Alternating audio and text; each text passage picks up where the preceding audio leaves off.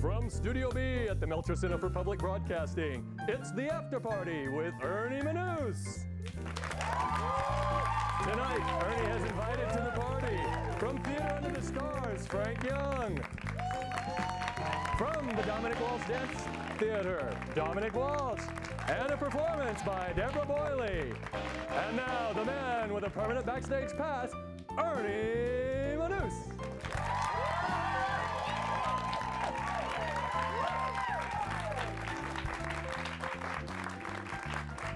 That is so sad. Hello, Dougie. Hey, Ernie, how's it going? Pretty good, and welcome to all of you to our very first episode of the After Party. We've got a wonderful show tonight. You were going through some of the guests we have. We've got some great guests tonight for our very first show. Frank Young, That's CEO, founder, and president. Man with many titles. All three titles. Have to get them all right. He is here with us. He's going to be talking about all of his exciting adventures and fun. Dominic Walsh. Used to be with Houston Ballet. Used to be. Now, Dominic Walsh Dance Theater. And how many titles does he have? He only has two that I found, founder and artistic director. But we can find another one before. So let me get this straight. Dominic Walsh is the founder of the Dominic Walsh Dance Theater. And you know how lucky he was that it was named after him when he went in there. That just worked. It's a shoo-in for the job when you apply, I think. Yeah, and of course, Deborah Boyle is going to sing for us. That's right. She was warming up earlier. Sounds great. She does. And, you know, that's the guests that are recognized on the show. We have to, of course, recognize our audience. They are the folks here at Channel 8 who have found a half an hour free to do no work today. Amazing how you can find that. To thank our guests today, each member of the audience is going to get 2 free tickets. Are you ready for this? To come back to a taping of the After Party. There you go. It gets no better. If you or your group would like to be in our audience and maybe win fabulous prizes, maybe even better than what we just offered you, visit us at www.houstonpbs.org and you can find out more. But you know what, Dougie? You know what it's time for? The Channel 8 mailbag? The Channel 8 mailbag. Here we go.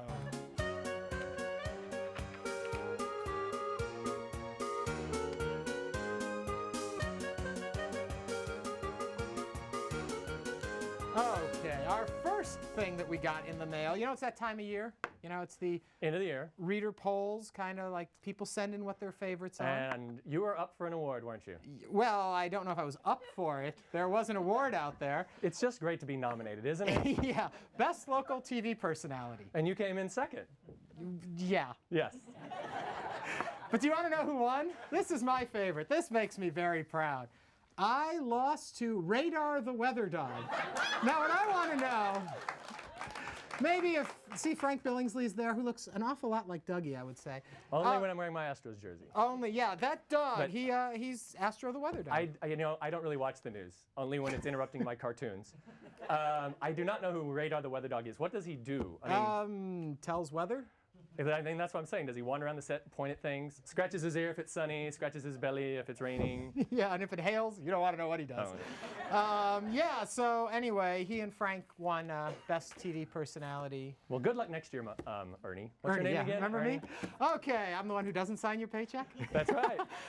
So people ask in another letter, you know, how does this show get on the air? When, you know, how did you get okayed for a show? So we checked TV Guide to see, you know, what other things are on the air if they're giving us a show. There's lots of good stuff out there. Oh, yeah. You know what you guys could be watching right now? That's all I can say. Okay, there we go. Ripley's Believe It or Not. And if I've got this right, it is a baby born with a tail. There's the quality stuff. So I guess know him. Yeah, I guess Frank and Radar have been very busy. That's Devil Boy. Yeah, or I a think blind skier and a gladiator school. I was going to say the Devil Boy. I think he auditioned at Channel 13 to be their weather mascot. Yeah, So. that's it. But I hear you got a letter too. I did actually. You know, everybody's all worried about these FCC fines, and I've already gotten a letter before the show's even aired. People are ready to complain about our show. They're worried that we're going to do something they can complain about. Imagine that. I know. Yeah. So that'll never happen, of course. Well, yeah, I know that they're all upset about the Olympics because the Olympic opening ceremony. But this is what I love about this one. The Olympics opening ceremony, they're complaining about it now. Because it happened a long time ago, like Right. months ago. Yeah. You were in Greece before the Olympics, actually. Right, security if I recall. risk. They Yeah, wouldn't they let made me you in leave during- before yeah. the Olympics started, but The problem now was, they're complaining. The problem was that at the beginning of the ceremonies that they came out in the opening ceremonies dressed as Greek statues, which means not dressed at all. So because we figured this was more of a visual story, we decided to check the internet and see if we could find a photo from the opening ceremony. So that's what we found. Wait, now isn't that you, Ernie? That's when you were in Greece. Oh wait, those are my pictures. Never mind. Well, I'd be upset about that too. I would make a complaint. Yeah. Last one we have. That's when you all say, "Ah." Last letter. This is actually from a viewer who writes on lovely Hobby Lobby stationery, whatever this is. It says, "Hi, Ernie. What's the story with all those set pieces? Good luck with the new show. Julie in the Heights." I think I know her. Julie in the Heights. Who could she be? I think I used to date her. Well, yeah, maybe. This set all comes to us from the Houston theater community. They found things that they thought were of importance that we have. It's kind of like our living museum. And so different days, different shows, we will introduce you to different pieces. Today I'm going to highlight the desk. And this desk came from the Alley's production of Sherlock Holmes. It was Professor Moriarty's desk, the evil villain. And we've left it pretty much the way it is. So it's the best desk I've ever seen on TV. Do you think so? Yes, I do. Yes. Well, I'm not just saying that. And with that, Dougie, you know what we need to do? Close up the Channel 8 mailbag. Here we go. And if you have an item or something you think you would like to share with us for the Channel 8 mailbag, send it to us at theafterparty@houstonpbs.org. If you want to do snail mail, you can always find us at www.houstonpbs.org, and that's all there. Do we have time for one more question? Real quick. From me. Okay. I was noticing the desk, those levers over to your right-hand side. Oh, yeah? Do they do anything? I don't think they do anything. All we know is that, so pretty much useless. Dougie? Doug? Well, with that done and Dougie out of the way, it's time to move on. Our first guest, as we said earlier, is not just the founder, is not just the president, he is the CEO, which must mean something, of Theater Under the Stars, Frank Young. Hello, Frank. Good to see you. Thank you. Welcome. See, I need to be doing this longer. I like that little gesture to the audience, like His Highness has arrived. Yeah, that wonderful title he just said, that means when the Houston Chronicle doesn't like the show and we get a bad review, I'm the one who gets blamed. That's what President, CEO, and founder means. Well, you're going to have Dominic Walsh back there come up with one more, because he'll two top just doesn't that. sound right. Yeah. Now, this is our opening night, but Yes. you've had a million opening nights. Right. So what are some of your favorite opening night moments? Well, one is you just showed a picture from Greece, and that was Frankie Well- Avalon in our production, and you're going to now have to pay royalties for showing that photo. He'll be on the phone for the night's out. So what was your question again? Yeah, opening night troubles, opening night problems, Oh, things, my stars, God. dealing with the star. I mean, you're the biggest star we could have booked, but Oh, you can please. book bigger stars than The us. I've been doing this for so long. There are so many catastrophes, but I think one of the funniest. Well, we did one of the first shows put us on the map in 1972. We did South Pacific, and in those days, no one was paid, and so we could have casts of 100. And we had a swimming pool, 17-foot swimming pool in the theater. When they go to Bali High, they really went to Bali High, and it was fed by an 18-foot waterfall, and we had high divers. And Mr. Know-It-All, when they put the plexiglass pool in, they said, which end is the deep? Do you need the deep end? And I said, well, the divers are going to go down. We need the deep end right over the waterfall. What do I know? Because divers dive out. And so at the first rehearsal, our principal diver broke his arm, hit the wrong end of the pool. That was in the 70s. Then I think in the 80s we did a wonderful production of The Sound of Music, and it's a very religious piece, and it is what it is. And in the middle, in those days we were in the old music hall. Do you remember the old music hall? It's where the Bayou Hobby Place. Center is now. Okay. It's the site of they tore down the music hall and the Coliseum, which was joined onto it. It was two venues. The Coliseum, I'm born and raised here. Growing up, I saw the rodeo there. We had the circus there, everything. That was our biggest venue at the time. And we were doing The Sound of Music in the music hall. And right in the middle of Climb Every Mountain, I was conducting that show, and I'm down there, and I start hearing yelling off stage, and I thought, what in the world is going on? And suddenly about 6 nuns come running across the stage while the Mother Abbess is singing her heart out with their habits pulled up, just running and screaming, because 8 monkeys that were appearing in the ice capades next door in the Coliseum had crawled over the wall and were chasing the nuns across, and the monkeys were all in dresses and skirts and skates, and the Mother Abbess goes, "Oh my God!" Well, curtain came in, but They said conducting. So Yeah. you've conducted there. You play music. I do a lot of instruments and You stuff. were a dancer. I was a dancer originally with Houston Grand Opera, my first professional gig. And so what led you to Tuts? I just was never good in acting, singing, dancing, or any of those other elements. Never good in those. But we have done a little research, something you were good in. Oh, God. You were a champion typist? Before computers, we had manual, not even And electric. you were state champ? I was, oh God, you did do your homework. In my senior year in high school, I'm born and raised here and went to Pasadena. I'm born and lived in Pasadena all my life and went to Pasadena High School. My senior year, I was district champion, regional champion, and state champion as the best typist in the state on those old manual Royal typewriters.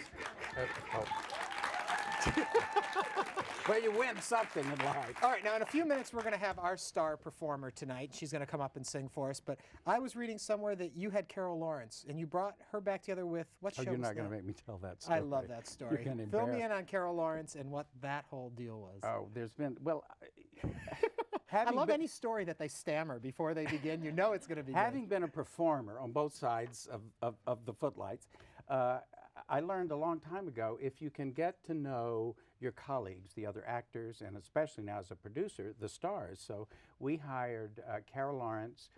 We did a musical called Baby, which was, it's a musical that is about three couples, and they're trying to have baby. They're trying to get pregnant and have babies. And it's couples of all ages. And the older couple was Larry Kurt and Carol Lawrence, the original stars of West Side Story. And they had never worked together since starring in West Side Story in the 50s. So they came. And Larry Kurt apparently is a lovely guy, and he's worked for us several times since then. But Carol Lawrence was apparently a terror, and I'd never met her.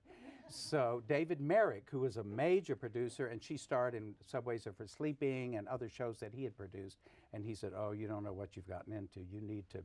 So this is true. I went. Well, I hope so. I rented a limousine. I'm the producer now. I rented a limousine. I went out and to a local costume company and rented a chauffeur's outfit and a hat. And then I got a sign that said Lawrence, and I'm at in the old days at Intercontinental, they'd come, you didn't have to go through security, so I'm up at the gate with a sign that said Lawrence, and she comes out and she said, "Carol Lawrence." I said, "Yes, Miss Lawrence, I'm your chauffeur." And she said, "Okay." We go down. She, I was leading the way, and then she stood while I opened the door. She got in the back. I picked up her luggage, carried it, put it in the trunk, and now we're driving back into Houston. And finally, she starts to say something, and she said, "So, how long have you been with Theater on the Stars?" And I said, "Oh, about 25 years." And and you're still the chauffeur?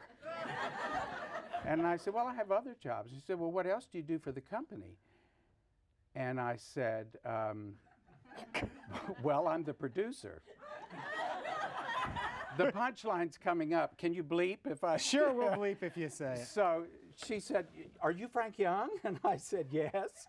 And she said, "Well, what are you doing driving me? I'm totally flustered." And I said, "Well, David Merrick said you are the biggest bitch in the business. And if I will drive you everywhere you need to go in Houston, that you're going to fall in love with me." And I'm telling you, she did fall in love with me. We didn't get married, but we are still very close friends. True story. True story. Thank you. And Frank, thank you so much for coming in and being with us today. Theater Under the Stars, you guys have a full You don't want to season hear the still really going? nasty one about Debbie Reynolds? We do, but you're going to have to come back for that one. Okay, we have Next to wait, show. folks. All right, Okay, once thank again, everyone, Frank Young. You just stay right there, Okay. stay nice and comfortable. And right now, up next, we are ready for as we told you, our star performer. She's just back from Helen's in New York City. She is here to sing. Here's her new CD. Thank you for the music. It is Deborah Boyle, everyone.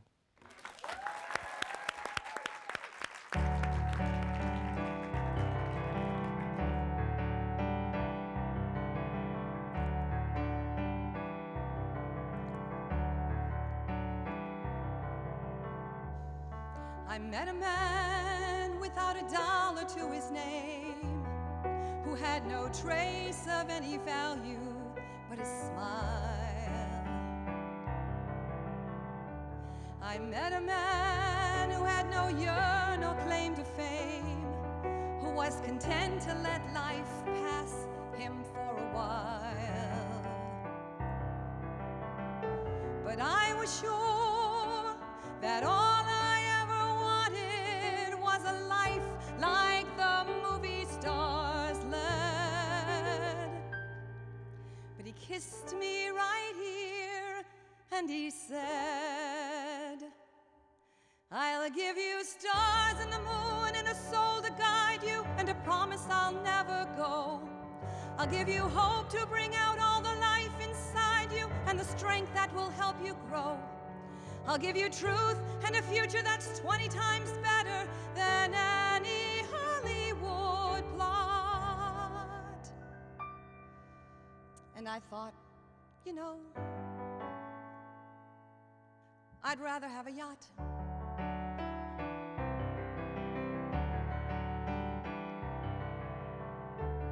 I met a man who lived his life out on the road, who left a wife and kids in Portland on a whim.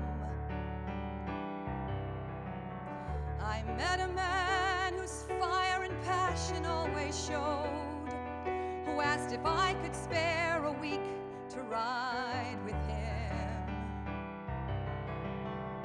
But I was sure that all I ever wanted was a life that was scripted and planned. And he said, but you don't understand. I'll give you stars and the moon and the open highway and a river beneath your feet. I'll give you days full of dreams if you travel my way and a summer you can't repeat.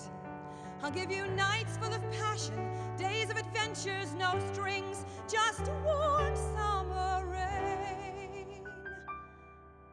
And I thought, you know, I'd rather have champagne.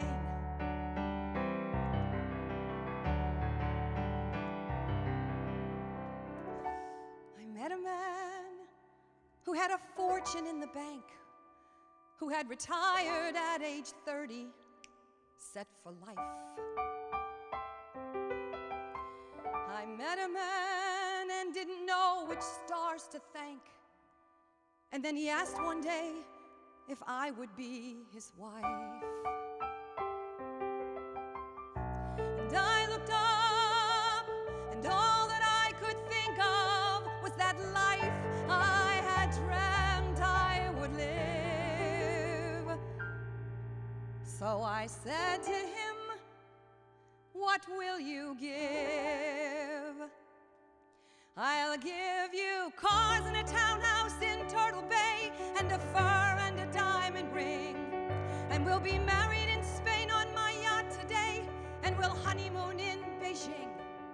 And you'll meet stars at the parties I throw at my villas in Nice and Paris in June. And I thought, okay. And I took a breath, and I got my yacht. And the years went by, and it never changed, and it never grew, and I never dreamed. And I woke one day,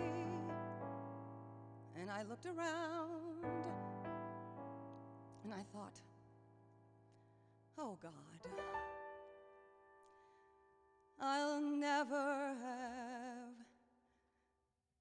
the moon.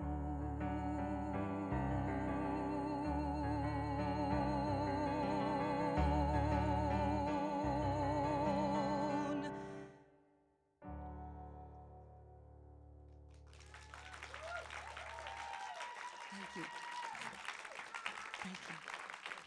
Wonderful. Very nice. Deborah Boyle, to find out more, you can go to her website, www.deborahboyle.com. Again, thank you very much. And our next guest, who, a friend of mine, happens to only have two titles. Well, we'll add friend then as the third title. He is founder, artistic director, and friend, Dominic Walsh from the Dominic Walsh Dance Theater. Hello, now you're friend too. There you go. Hello. I brought you something. What'd you bring me? This is Ernie Manu's evening wear. Can I check it? You better check it now. Now, see, this is horrible because it's not. For those of you who don't know, I love my shades. What in the world? This is too funny. Oh, that one still has the little UV thing. Oh, well, then they're good ones. What are these for? No, they're not really that. Yeah. Thank you, Dominic. So you get to choose, and Well, each and night you're set up. See, I didn't expect this. I didn't know I have nothing for you. Oh, wow. I can get you free tickets to see a taping of the after party if you'd like. I've got some of those I'll left. take it. Yeah. Congratulations. How on about your a new glass of show. water? They just told me I have water down here that Oh, I forgot great. to give to Frank. So here All you go. right. There you go. Oh, It's already so served. this is Frank's water. Yeah. Well, no, Frank's is still down there. I never gave it to him. So you just got back from New York. Just to jump into it right away. Yep. But what were you doing there? I created a new ballet for American Ballet Theater's studio company. So these are their 12 young dancers, pre-main company. And so what they do is they go to competitions and so on, and they find these really phenomenal young talents, I think 17 to 20-year-olds, and created a new ballet for them called Alchemy, and that just premiered December 3rd and 4th in New York. Oh, that's cool. That's wonderful. Yeah, it but was now really you were exciting. discovered as a pretty young tyke. I was, I guess. I got into the company at 17. I guess they called me in to learn some principal role. When we talk about the company, of course, Houston Ballet, but they're gone now. You're in. Well, they're still around. They're still around. You're with Dominic Walsh now. I know a story that I know you don't want us to go into, but every dancer's dream is to be pulled out and said, "We need you to dance." What's your story? This You're is gonna so hate me. awful. I should have said he this used to is- be my friend. Dominic Yeah, Walsh, yeah, we're not talking after this. Yeah. This was one of those moments that was like, I was a hero and a fool all at the same time. Well, hurry and get to the fool part. That's Yeah, what I we know, wanna that's what's hear, yeah. interesting, right? We were doing a ballet called Etudes, which is a very classical ballet. I think I was 21 or something, and I was doing one, there were two principal parts for the men, and I was doing one of them, which is mainly pirouettes, things like that, which is mostly, what I was known for. And I was in the audience, and one of the dancers that did the other part landed from a jump over on his foot, tore up 3 ligaments, and just sat there on the stage.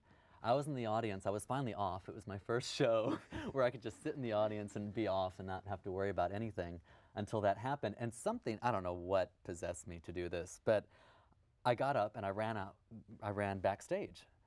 And by the time I got there, another dancer, Timothy O'Keefe, who is another principal there, he started ripping off my clothes and ripping off Philip's clothes and putting his clothes on me. And he's like, you have to go on. You have about 8 bars before your next entrance. So I did. I did. But I know where this is at this going. moment, this is so embarrassing. Okay, right before, as I'm naked, he says, I say, I'm gonna have to wear his dance belt. Okay, this is the device that holds the men together, you could say, underneath our tights.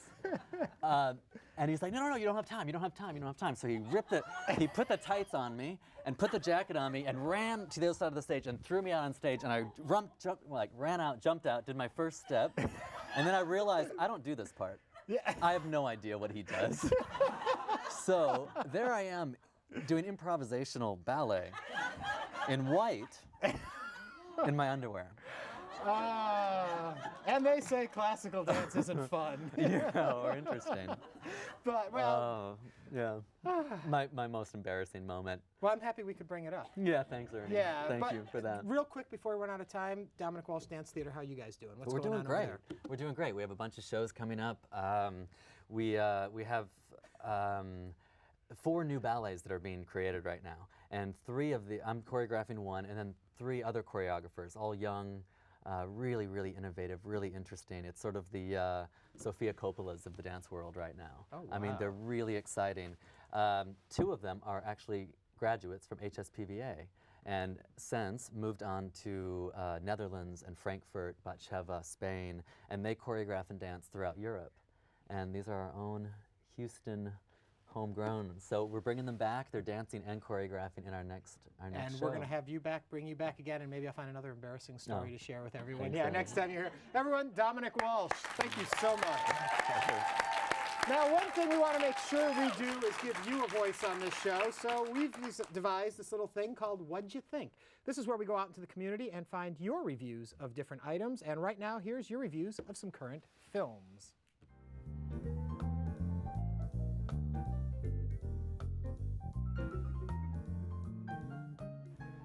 The acting is good. It's a very good historical character that everyone should go see.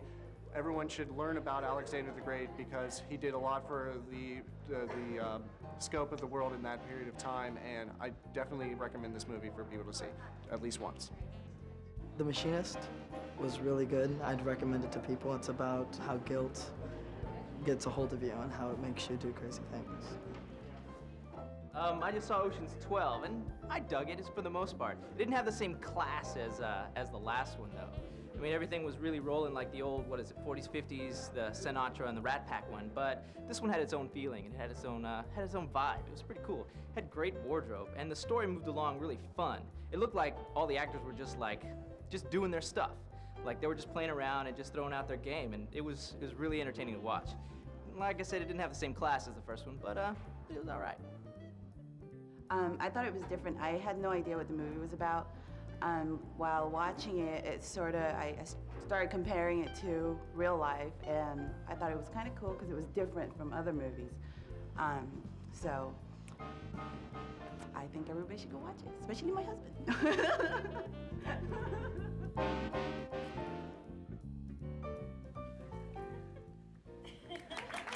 Okay, well, that's what you all think. We've all kind of donned our little gifts here, so we'll show you that in a minute. The review board is a segment we're going to have each week on this show in which we bring in some experts to review things, but there's a little limit to that. They have 3 topics, they have 60 seconds a topic, and let me introduce to you our review board of the foodies. It is Cleverly Stone, who is wearing a fabulous pair of glasses, a woman about town, but she's actually the food and wine editor. Be careful how you say that, please. Yeah, we will. Food and wine editor of Me Style and Decor, and the co-host of Stevens and Cleverly Show, an internet radio program. Yes. Welcome. Thank you. And John Demers, he is the host of Delicious Mischief Radio Show. And I also must be a man about town because I run into her everywhere. Well, yeah, but you're in the different sense of the word. And he's the editor of Arts Houston Magazine. Welcome. Let's all take our glasses off before we offend people there. Thank God. You know, so much is scripted on this show, and I had no idea these glasses were coming. Okay, you have 60 seconds. First topic. Okay. The clock's on the screen. Okay. Discuss Wow. favorite new restaurants. Begin. Ladies first, Okay, maybe? thank you. One of my favorite new restaurants just opened, Bistro Moderne in the Hotel Derrick. You may remember that Hotel Derrick has been having a little bit of problems keeping a restaurant No, going. they just had 6 or 8 other restaurants there. Exactly. Same management people? Because I know the last time they switched restaurants, they kept the same people. Different management people. What the hotel is doing is they're leasing out the restaurant. So now they have a wonderful team, Jean de Noyer, Chef Philippe Schmidt, a Rick Wallstadt. And they're That's easy for you to say. fabulous restaurateurs from New York City. And that is one of my favorite new restaurants. Well, my favorite, there's a lot of them always in Houston, but I love Moroccan food, Moroccan, Algerian food. So finally, a Moroccan guy, Youssef Nafa, who's cooked Spanish, Italian, French, everything else, he finally opened a restaurant called Saffron, which, whatever the name means to you, Isn't is that his spice? own. It is. Saffron? It is.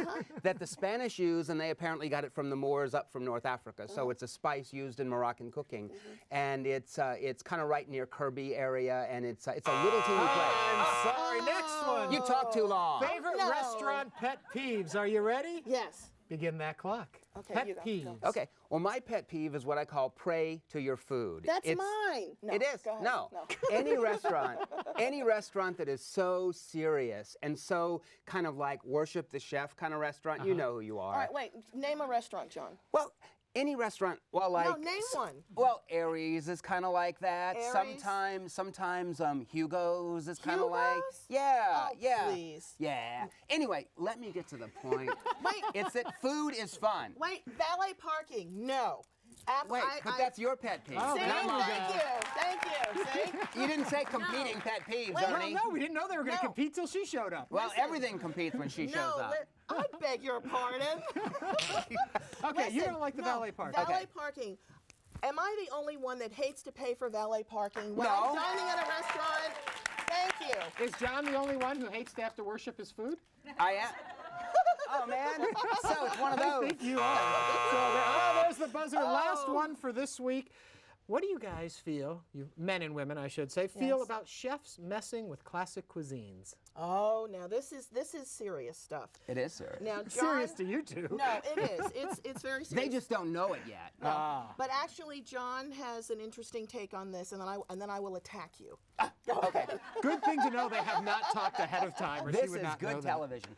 But no, the thing is that I'm okay with the idea of changing the classics or working within traditional cuisines, but you have to keep the flavor. For instance, a lot of nouvelle type cuisines, which thankfully the word isn't used much anymore. And nouvelle means new. Right. It means right? nouvelle or moderne or whatever it is. But when you do that, I think you have to maintain the good flavor. Like I find that among the many chefs who are creative and new in Houston, Yes. Lance Fegan, who used to be at Zula and is now taking over at Right. Treviso, Okay. his food always punches you in the jaw with Okay, taste. but fusion is not bad. Chefs are creatives. They're artistes. Creatives? That I just made that up. That is, they are allowed to do And I that. am going to censor both of you at this point. Thank you What? both very much. No for- buzzer rang? That buzzer rang. You were talking. Those are our foodies. We want to thank all of our guests on tonight's show, and want to tell you, coming up next week on the show, Art Kent from the Houston Symphony with his favorite scotches. Deborah Hope returns from New York City with her stories and tales, and a musical performance by Marcia Carlton. So thank you all for coming. If you'd like to be part of the after party, remember, find all this information, www.houstonpbs.org. Thank you all for being here, and thank you all.